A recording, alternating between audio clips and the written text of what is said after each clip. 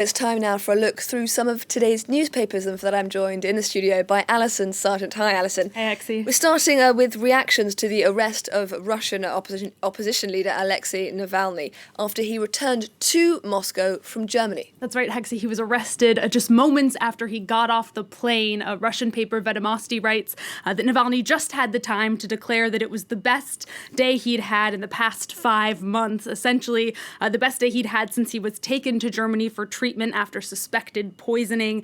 The paper notes that several journalists and supporters of Navalny were also arrested. Vedomosti also describes the flight that they had back to Russia. They write that Navalny was accompanied by mostly Western journalists and that many passengers really took a great interest in him, despite, they say, Navalny trying to remain very discreet. They say that he spent the flight watching the American cartoon Rick and Morty.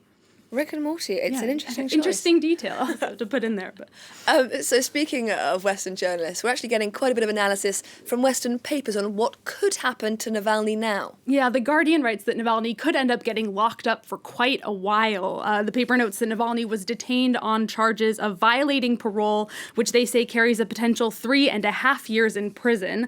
They say investigators also opened a fraud case against him, and that could see a 10-year sentence.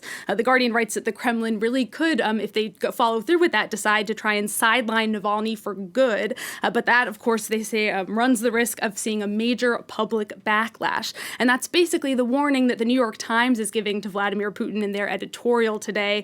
The paper writes that instead of finishing Navalny off with the poisoning attempt, well, they succeeded instead in turning, quote, a nettlesome gadfly into an international hero.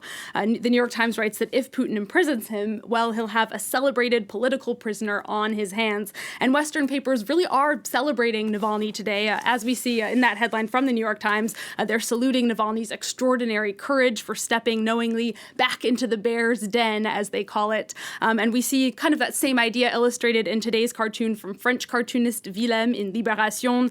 Navalny here walking straight into the mouth of Russian authorities, and he's saying, hey, you even rolled out the red carpet.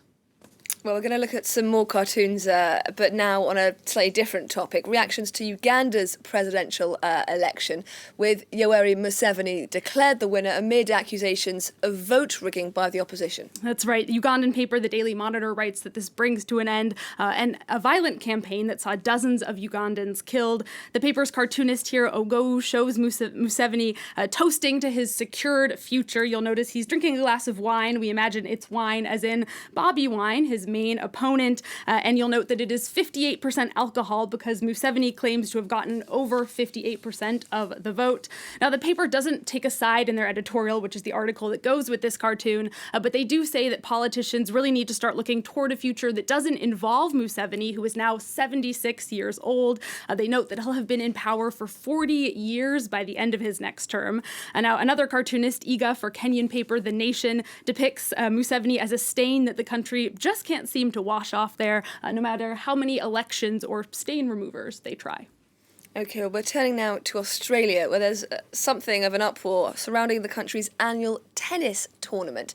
Dozens of players are being forced to quarantine in their hotel rooms. That's right, Hexie. This is after they were on flights to Australia with people that then tested positive for COVID-19. Australia has very strict quarantine requirements, and it means that all of these players will have to stay in their hotel rooms and will not be able to train for the tournament, which starts in a couple weeks in early February. Sydney's Daily Telegraph writes that it's blame, threat, and match for the angry tennis stars. A total of 47 players are impacted, and the paper writes that a Romanian player, Sorana Cârstea, is really the one leading the outrage, and they say some players may even pull out of the tournament over this. It's really just another reminder of how complicated it is to hold a big sporting event in the midst of a pandemic. I like this cartoon from The Australian. This fan wants to know who's looking good going into the next round, and they say, no, we're just the contact tracer. I like that one too.